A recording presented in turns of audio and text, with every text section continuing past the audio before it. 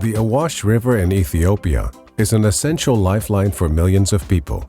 Small farmers, large plantations, villages downstream, and villages upstream.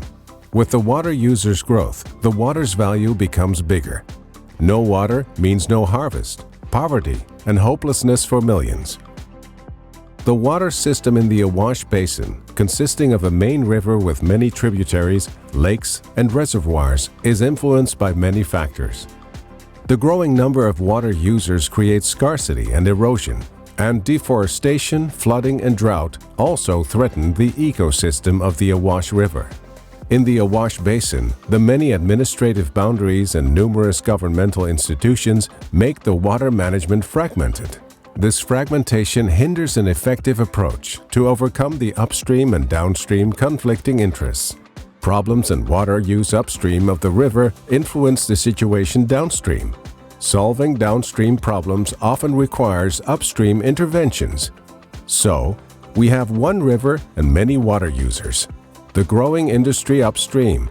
Companies use much water and discharge many unfiltered, polluted water back into the river. This causes intense pollution. The farmers, they need water for their crops. The large plantations, in particular, use enormous amounts of water for their land. This creates scarcity for the farmers downstream. The many people downstream, they want clean water for their daily use but have seen the water flowing their way dwindle in recent years. It is word and deed's mission to give these people a voice. And the Ethiopian governments, consisting of autonomous regional governments downstream and upstream, and a federal government in Addis Ababa, which plays a regulatory role. All these parties need good cooperation to implement water management according to this catchment approach. The big question: how can Ethiopian governments jointly strengthen the cooperation and find answers to the challenges everyone is facing? The Dutch water authorities and Woord en Daad have worked on good water governance in Ethiopia for over 10 years. Through the Blue Deal and the FDW, these parties have supported the Ethiopian governments in drawing up a water agreement. With this agreement, a coordinated and formalized approach to solve the problems surrounding the Awash are being worked on for and by all parties upstream and downstream. This requires a mindset that goes beyond institutional and organizational interests and thinks and acts from the added value of all parties together. Responsibilities are taken up together to arrive at a joint solution. So now we are in a good phase, even if there are a lot of problems, but still we acknowledge that cooperation is a must. It's not mandatory, it's a must. In 2021, the Ethiopian governments signed the water agreement.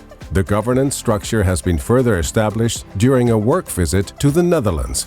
Now we go for implementation. We have to share the water fairly, and we have to work on how we are going to share the water fairly, and we have to work on to remove the pollutants or to protect the river from pollution.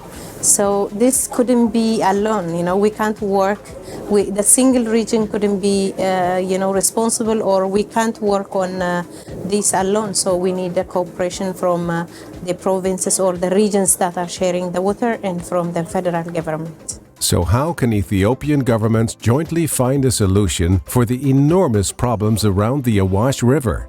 The answer is together. Together stronger. Stronger together.